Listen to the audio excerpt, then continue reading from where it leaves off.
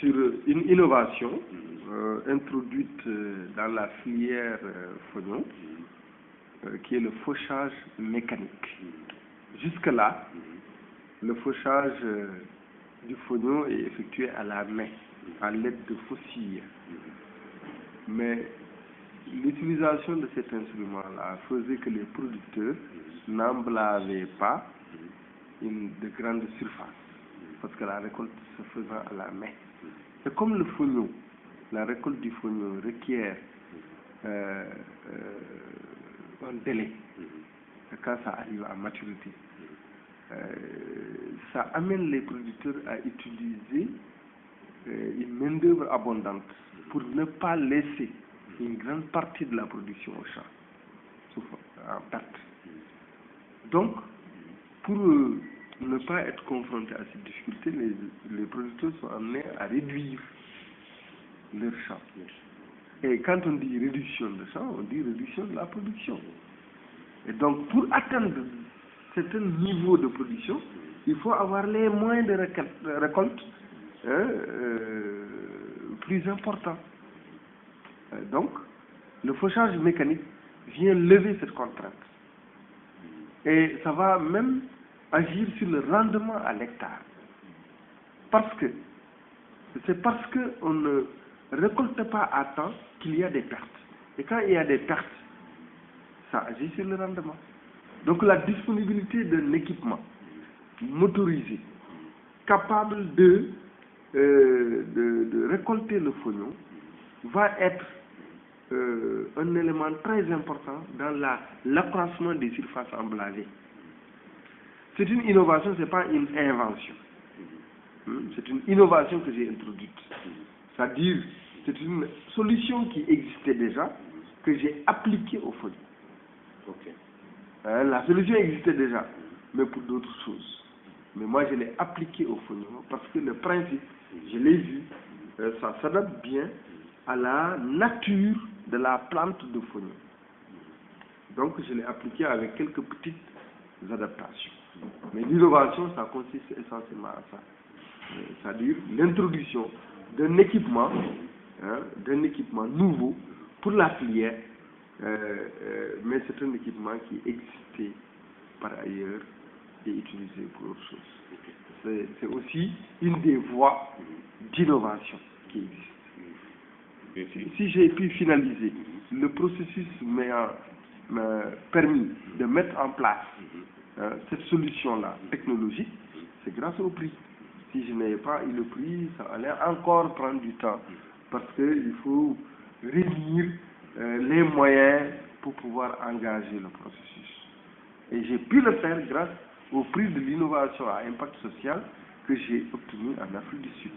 Et j'en remercie, c'est un impact du prix, un effet induit du prix que j'ai obtenu.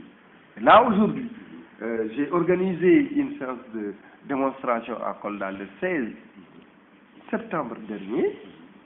Et à cette occasion-là, les services techniques tels que la DRDR, la Direction régionale de développement rural, l'ANCAR, l'ISRA étaient invités en même temps que des producteurs. Et d'ailleurs, j'ai fait la démonstration et j'ai fait utiliser la machine par un producteur qui l'a très bien fait. Donc, ce n'est pas une machine compliquée à manipuler. Et je